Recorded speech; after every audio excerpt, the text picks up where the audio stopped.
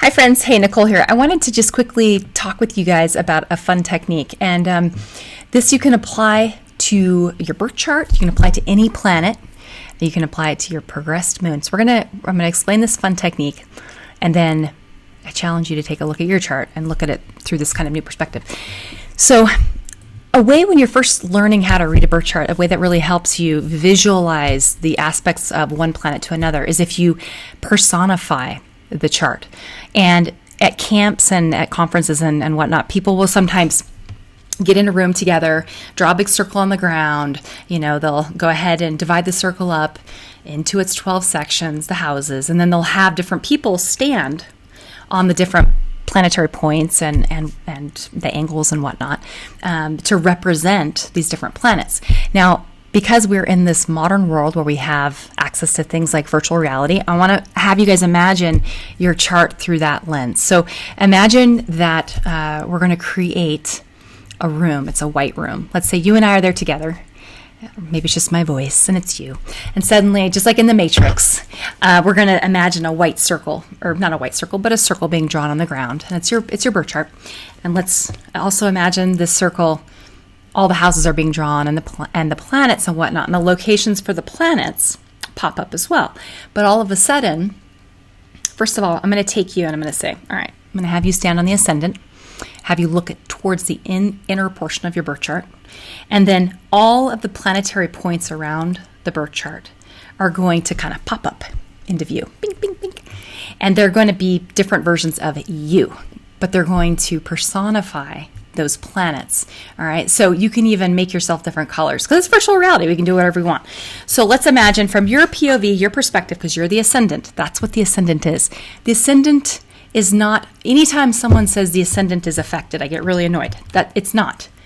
The ascendant is reactive. There's a quality to the ascendant. It's just like in a video game. You can look down and see, oh, there's my hands, and you can use it, but it's like the eye trying to look at itself. The eye's trying to look at themselves. You are it's your body. So, but let's also imagine we've populated all the little planets or different versions of you. Let's say you've got, we can use my Venus. I have my Venus in the first house. So she's right there. And so is my Mercury right there with my ascendant. And so you can kind of imagine anything in the first house. Imagine as though it's on you. Physically, like you're carrying it. And there's a quality to the first house of you not necessarily really seeing it, but you just use those parts of yourself. So, people who have Venus in the first tend to present in such a way they come off as being nice. It's just they've learned how to behave. Okay, Venus is social behavior. So there's a quality with Venus of knowing how to use your voice, let's say, or that's more Mercury, etc. Now, let's imagine as well, you've got the angles. So the ascendant-descendant axis in our video game, we're going to pretend like that's a wall. So from your perspective, standing to the right, so pretend like, you're standing in the first house right next to the ascendant. There's a wall to your left. Okay, so you're kind of picturing this. And imagine also, you have to get creative with this. I seriously want to, once virtual reality is more of a reality, I want to create this because I think it would be really awesome. In the middle, in the center of the chart, you have to imagine there's the walls, that there's a spot where we can kind of see through. Okay, because you need to be able to see through to the third quadrant. Okay, you can see 7th, 8th, and 9th houses. Right, there's an element there. So, okay, that being said, pretend for a second as well that the IC-MC axis is kind of a wall. So point being, if you look at a chart right now, and it'll help you to visualize it, you're not going to be able to see anything to the left of you, the 12th house. The eyes, remember that the eyes have to do with consciousness, with the mind. They have to do with awareness. All right, and you have to remember as well that unconsciousness or the subconscious, I suppose, ties into things like emotion. It's feeling, it's intuition. You sense things, but you might not know what you're sensing. You might not even realize you're sensing something, and you might behave in ways that are tied to this sort of, I feel something happening. I can hear a rumble to my left. Maybe you have Pluto in the 12th. right? Maybe you have past incarnations where you were alive during a war and there was a constant fear of being imprisoned or forced into battle, that kind of thing, right? But it's this, in this incarnation, almost has this quality of this hum or this rumble that's just there. Okay, imagine as well. In fact, what I'm going to do is I'm going to use my chart. How about that? It just makes it a little easier. So I wanted to throw on top of this how I think this is a really fun, helpful tool, is if we focus on the progressed chart. And if you take a look, instead of standing on the ascendant, we're going to kind of stand on the progressed moon. And before I do that, I know this is just like, I'm throwing this up just in between readings. I just wanted to share with you guys, so it's kind of all over the place. Before I stand on my progressed moon, remember, imagine that everything that's in the fourth house, it's your Cancer house, right? You can't see from your perspective in the first, okay? You just sense you're in there. There's another version of you in there. And let's say somehow, I don't know, I need to think of a better metaphor. Maybe there's music or something coming from that house. There's a way that you can kind of sense that maybe you can see a shadow of yourself, but you just can't make out all the details, okay? So planets that are in there, like I have Neptune in there. So maybe for me, there's almost like a reflection of water rippling in our room on the wall, but I don't know why. I'm like, it's really beautiful. What's in there? Ooh, I kind of want to explore that area, but I'm not entirely sure what's there. If you come back to okay, I'm going to do this in a much more organized manner. Let's go through the houses really quickly, and then we'll jump into the moon. Sorry, bear with me. Okay, so first house, remember, this is you, your POV. Any planet that's in the first house, it's like they are part of you. They're on your person. If Venus is there, you're probably an attractive human being. If not physically attractive, you have an ability to use your body or to animate yourself in a way that's likable, socially acceptable, that sort of thing, okay, etc. Mercury's there, you're a chatter maybe, you use your words, okay. Second house. Now remember our room and our video game is like white initially. It's white, we have houses, we have planets. All of a sudden, if you turn towards the second house, we're going to populate that whole room. We're going to turn it into, maybe it's in the city or maybe it's a jungle. It's your physical world. In fact, I would even say, I'm going to re-record this probably and do this over again, but let's imagine when you're stepping into your body in that first house, you don't even know there's any other houses. Second house is like all of a sudden, the whole thing, like you have all the houses, you have the walls, you have the domed ceiling to your right. If you have planets in the second house, they are tools in a sense. They're there. They're even more so. They're things you can physically use and manipulate, right? So let's say you were given some skills in this video game. Let's say I have Pluto there, Pluto in the second, right? So it's like can tie into someone's ability to use their power. It can even be someone who has gift in the area of psychology, right? Like psychological gift, like intuition, knowingness. It can also be a hunger for understanding fated paths, let's say. North Node is there. I've always been a seeker. I would go to church camp when I was a little kid of my own accord. I became Mormon when I was a teenager of my own accord, that kind of thing. That's like someone who needs to know their path, right? Third house is going to be your house that has to do with, let's say all of a sudden in our video game, the story pops up on the screen. Your story, who you are, and where you're going. And this is this story. Remember, we still haven't seen the rest of the houses, so it's just from our perspective, this is your understanding of your world. Okay, so the story could be really detailed. It could be one with lots of questions. It could be you have the moon in the third, and the story could be kind of feelings. It could be I'm scared or I'm excited, but what does that mean exactly, right? Okay, so then the fourth house. Your fourth house is your house. Remember, there's a wall there because it's an angle. You can't see in there. Let's imagine, though, like I said, if there's parts of you that are in that house, let's say, for example, how could we connect? Maybe one of you guys can think of something that would be a good metaphor. I like the idea of there being a reflection or a shadow, actually. Shadows, because, of course, fourth house Cancer does have to do with the shadow material. So let's say there's shadows. If you've got Pluto in the fourth, that's going to be it's going to be you, but it's going to be a scary shadow, like Pluto in the fourth, people many times experienced things where they're like, whether it was a war or it was the death of a parent or, the mother dies and they're an orphan, or whether their parents abandoned them. It's like, or whether there was abuse, whether there were secrets. Okay, so it's like scary stuff, nightmare stuff. So we have to be safe, and we don't know if we want to go in there. I don't know if I want to go into that house. The 5th house then, let's say there's a reflection on the wall, like a little image, because it's the sun, it's Leo. And it's like this little projection up on the wall, and you can kind of see this cute little, it's you, and you're doing something. I don't know, you're painting, or you have a persona. And it's maybe as we're hearing the story of who your character is, you're a character now, right? So like, you got your body, you got your world, you got your tools, you got your mind, your story. There's something in here that we can't see, that's some shadow material that we need to solve, right? There's an element of the 4th house we need to go in there and figure it out. 5th house is going to kind of show you, this is who you are. You're a male, you're female, you are brave, you're scared, whatever it is. Okay. That's kind of your 5th house. Those planets will show you, or the sign. 6th house then has this quality to me of feeling like it's a part of the self that, I don't know, my metaphor is now falling apart because I'm not sure how to quite do the 6th with my little metaphor, but there's an element of you not being able to see it and realizing and recognizing that the projection on the wall, maybe we recognize it's a projection. It's a picture. It's not really who we really are, and we need to figure out some skills, or we just need to figure out how to make that thing happen. This is who I am. This is what I'm supposed to make happen. I'm not there yet. I need to learn some skills and go and do in order to become that thing, right? So then we move into, let me take a drink of my Mountain Dew. I'm getting excited. Okay, then we're now looking from our perspective in the 1st house. We can finally really see something. You can see 180 degrees, right? Across from us, you can see the 7th house.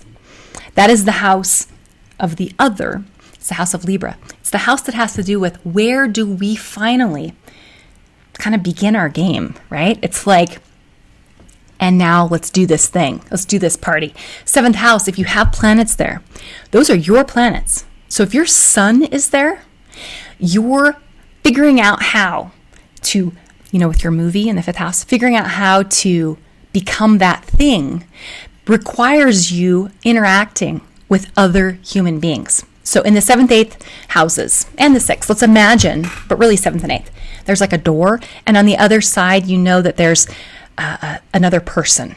There is a path that you need to go on, and this other person has a key that's going to help you understand those parts of yourself, right? Ooh, I like this. Okay, so 7th house, and that key, the Libra key, is understanding. It's that there's other perspectives, there's other storylines besides yours.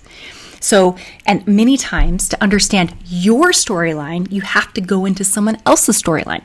So, say your sun is there, your moon, those parts of the self won't be fully satisfied unless they're experienced through a relationship with other people. 8th house then. This 8th house, this is one where we can see how things might get messed up, all right? How we might be betrayed. I feel like that's also maybe the place where we experience, I'm feeling like with this door, it almost feels like there's a mystery in order to get the door open. Like the door is locked and there's someone on the other side or something on the other side of this door, but we need the key, which maybe we get while we're in the 7th house from our relationships with other people, but we might not totally know how to use it yet. Let's say you have Mars in the 8th. You might try to get that key in a way that's a little sneaky, or you might try to manhandle it, or be a ninja with, unlocking that keypad or that lock or what have you. Anyhow, it's just that we know that on the other side of it, there's something we need, but we just don't know what it is. It's like a mystery. That's Scorpio. 9th house then. Let's say we are able to figure out the lock. We get in there, we get our mystery, whatever it is. Come into the 9th house. Your 9th house then is it's like the game is kind of over in a sense, because when I think of the 10th, 11th, and 12th houses, the 10th house is like the house where the judges of the game were watching and taking score. Were you successful or not? 11th house to me is the audience watching everything, people participating. So if you have planets there, there's an element almost of you needing to, you got the key, you got the boon, 9th house, you have the truth, you figured the game out. Now you need to see actually, how well did I do? How well did I really do? Right? And then you need to share it with other people, 11th house. And where this gets interesting and tricky is when you have planets in the 10th, 11th, and 12th houses. Like I have Mars and Jupiter in the 11th. So in order for me to use my first house, which naturally is the Mars house, and in order for me to use my ninth house, which is the ruler Mars, or the ruler of my ninth is my Mars, how am I going to go on my journey as an individual? I have to do it through my friendships and my relationships to other people. And I have to do it through, like with my clients, experiencing their journeys. That's how I get to understand my journey better. And then I also believe in reincarnation. So I think there's also an element of, oh, I've done your journey before. Yeah, that's really familiar to me. Let me help you with that. Let me get you excited about this journey you're about to go on. I think then when I think of the 12th house, 12th house to me is when you're in your vantage point in the first on the ascendant, you can't see the 12th at all. And it has, I feel like it's like the credits at the end of the movie or something, or it's like, game over and let's start it over again. But there's a quality with the 12th house. It does have to do with the thing that you maybe just learned. Maybe the game's over and you're going to level up to a new level, right? But the old game has to die. It has to end. And then it's time to go get some Mountain Dew and Cheetos and, I don't know, start the game over again, level 2 or something, be reincarnated back into the first. So, okay, I need to make a timestamp on this. Let's talk about your progressed moon. So your progressed moon is such an important part of studying your astrology. Our solar system moves in a consistent, of course, manner, right? It's like a clock. But it's not static. As a system, it moves through the universe, and we're moving. We're not just staying in one spot. So we're spiraling, right? We never really, even though you have like your Saturn return, you never really actually are at the exact same location. Saturn's not the exact same spot in space as it was the moment you were born. And so it's kind of cool when you think about space and time. But anyhow, your progressed moon and and Saturn move at about, they follow kind of the same cycle. So think of Saturn. This is really kind of fun. Saturn, 10th house, time. It's the father. It's the judge. And we were just talking about the people that were in the 10th house taking notes on your journey and whether you did it according to, their standards. That's your 10th house stuff. That's Saturn. Saturn is here to sort of say, well, you're about 29 years old now. How do you feel about how you spent your 20s? And you don't get to do those over again. So how are you going to do your 30s? That's your Saturn return. Progressed moon, on the other hand, is like 4th house. Imagine we're standing on the ascendant again. 4th house. Remember, you can't see the 4th or the 10th house with our fun little video game metaphor. Okay? You really can only see the 1st, 2nd, and 3rd. And really, I think the way you can see the 7th, 8th, and 9th is because other people are helping you to be able to see those houses. I don't think you can see them either, actually. I don't know. I might have to rewrite this, but you know what I'm saying. So, okay. So 4th and 10th, though, it's like we know that they're important. Maybe in the 3rd house, we learned about the importance of feeling secure emotionally in this game and feeling like our life is one where we're safe and we get to the end and we've done our job, 10th house, right? But point being, it's just interesting how the progressed moon and Saturn do move at about the same rate. The mother and father, the inner sense of growth and development security, and the outer sense of growth and security move at about the same speed for everybody. So let's do this. Let's pretend like you're going to stand on your moon, your progressed moon. Please pull up. You can look at your progressed moon as it's related to your birth chart, so you can see where it lands. My progressed moon currently is in my 1st house in my birth chart. In fact, I think it just might have moved into my 2nd, I want to say. Let me pull it up. But we're going to talk about just the progressed chart. So, but in the progressed chart for me, my progressed moon is hanging out in my 12th house. As soon as I built my YouTube channel, and pretty much like right as it was launched, I got a bunch of content up, and then I was sort of taking clients. That was right about the time my progressed moon moved into my 12th house. So it was a time where I could no longer see my 11th house, right? It's like the 11th house. We're pretending like the moon is the ascendant. Remember, we're pretending. I'm standing on it. Everything to my left, I can't see, really. It's become unconscious to me. It's become 12th house. So there's a big wall there. So like all my clients, I could not handle emotionally the energy coming at me from not just clients, but just even strangers, just people from YouTube, just all the people, the crowd. was too much. I couldn't, and not only could I not see it, but it was a blind spot. It was just like, was there, but it wasn't there. Like I knew it was there, but I wasn't engaging with it. All right. As the progressed moon for me, I've got, thank goodness, only 3 months. So while the progressed moon, I'm going to give you a little personal background. So growing up, I grew up in a family, parents, just typical Americans, and parents drank or they, whatever. And, became Mormon when I was in high school. So I had never drank alcohol. I had never at all. I had maybe 2 glasses of wine at like dinner and then wine at church when I was Episcopalian. So that's it. Became Mormon, was married for 14 years, got divorced, and then I was like, well, I did this Mormon thing for forever and I want to try alcohol because I've never tried it before. So I try it and I'm like, yeah, it's no big deal, whatever. And I completely sort of like, at the time I was doing fitness and I thought I would never be an alcoholic. I mean, I come from a family where there's alcoholism in my family. I'm not that dumb, right? Like I'm way better than that. So I allow myself to start drinking and, parties with friends and this, that, and the other. And, you drink a couple times a week and even get like, the weekends kind of become the time because my kids were always gone on the weekend with their dad, that I would just go and that would be my decompress. I'd just go hang out with friends, drink, get drunk, and then be hungover the next day, but then just drink again. So then, hair of the dog that bit you, and got into this pattern of dealing with stress through drinking.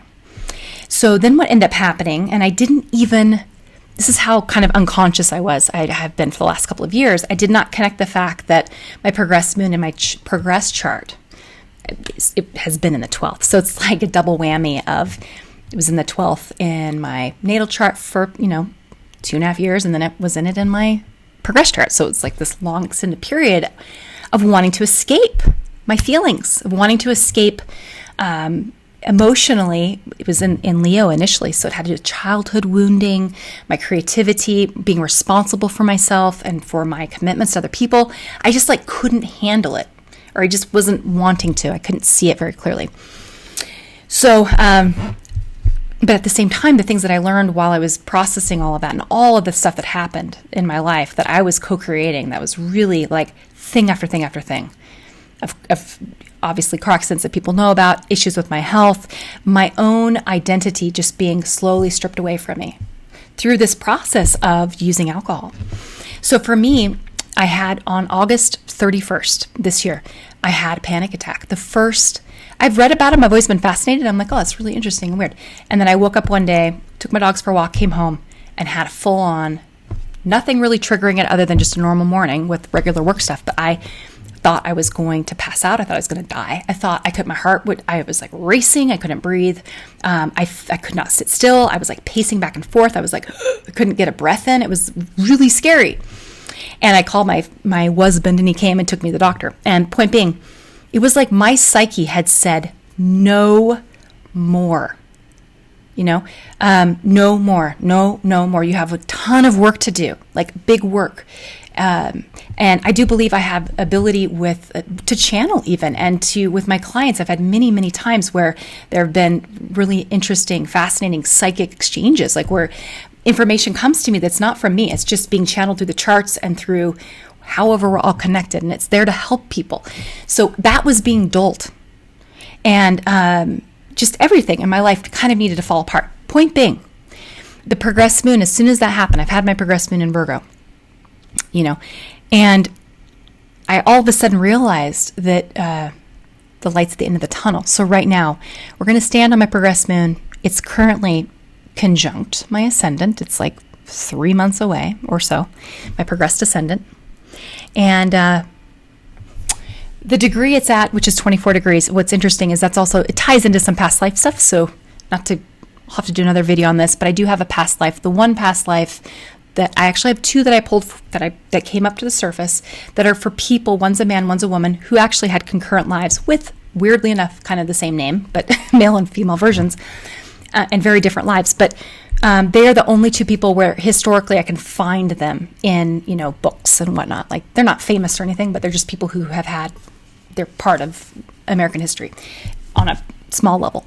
So anyway, I have it with one of them, the female though, I have her birthday, and I don't just have her birthday, I have her birth time. And it's because her father had written it down in a letter and it was in a book. So it's like an amazing seriously meant to be kind of a thing for an astrologer to have this happen. And point being, her chart with my chart, when we put those charts together, it's at the degree of Virgo, which is the degree my moon had moved to when I had this panic attack. And she was a staunch, what's the word? She was not an abolitionist. Is that the word? Maybe it is. My brain's not working. She didn't drink alcohol, and she didn't let people in her, at her farm drink alcohol either. So, and I grew up in a family that drank alcohol. I never did. I became Mormon.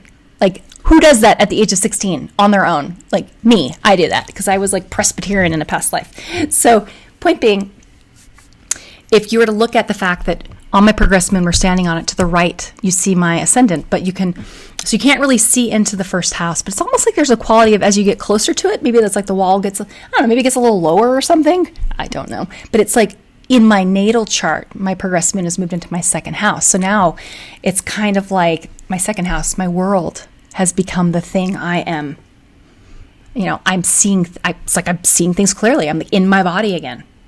And for those of you who drink, if you're having struggles with it, look at your chart where you're at, because it was this insane thing that after having that panic attack, I can't imagine. It's like I'm a completely different person with a different psyche. I'm not saying, I do not think that I'm like some superhuman. I don't think I can ever drink alcohol. I can't even have a glass of wine. I think even just one glass for me means I start drinking again. And if I start drinking again, then I'm an addict. I can't, and I prefer saying, I don't believe on a soul level, I'm an addict. I believe that I'm in a body that definitely has the predisposition for addiction. So I have to avoid. I can't do moderation. It's all or nothing. It's just how I am. So anyway, if you look in your chart, stand on that moon, your progressed moon in particular, look at it where it falls. I prefer in the progressed chart. If you really want to know, this is where you've progressed to right now. Look at your progressed chart. When you look at it relative to your natal chart, it feels like your natal chart's your birth. That's where you started from. So it still counts, but it just has this different quality of, I don't know, maybe we're just supposed to kind of blend the two together. If you're older, they can even be like divided by like a house, right? So point is, try this technique. Stand on all of the planets in your birth chart, right? If you know one of your past lives, imagine yourself in the clothing from that past life. Stand on that point. Stand on your south node. Look to your left. What can you not see? Look to your right. What can you see? What's your world look like? How are you thinking about the world that you live in? What's your mental sort of makeup? Like I have an 8th house south node. So that tells me that my 9th house was my world, which was very true. She was religious. And she was also she was a pioneer. I have Aries on the 9th. That's someone who's out exploring, expanding territory. They're following a belief that they have, manifest destiny, 10th house, which would have for me been my Taurus house, which had to do with security and with money and that kind of thing. And I would have been able to see that. Like that was also my responsibilities that I had to people in that incarnation. And in this life, it's my 10th house, right? So like it was second house in that life, but 10th house in this. And Saturn for me is in my 12th. So it's like being like stuck in a rigid framework is something in this life I've come forward to be broken free from. But I still have responsibilities that I have to maintain relative to my karma. So anywho, you can kind of go through and you can get a feel for your whole chart. Let me know. Those of you who are clients, if you're waiting on readings too, if you haven't heard from me, text me. You should have my number. And if you have questions about anything, let me know. If you want to have a forecast done or a reading done, right now I have a sale on forecasts. So if you want me to play with this technique, we could do your solar return. We could use your progress chart and kind of focus on things from this vantage point. I think it would be really, really helpful. Just go to the website. It's moderncosmic.com. And if you want to /consultations, it will take you to readings. If you're going to do a forecast, it's the one where it's the least expensive of all the options. If you're a return client too and you just want a mini reading, like, I don't know, maybe you just want to have me take a look at your south node again or what have you, you can also use that shorter, quicker reading. I'm fine with that. Just let me know what you're wanting in the notes and be sure to put your birth info in there. Okay, hope everyone's doing great. I hope this was helpful. And I miss you guys, so I can't wait to get back to doing more videos more frequently. So talk to you later. All right, bye-bye.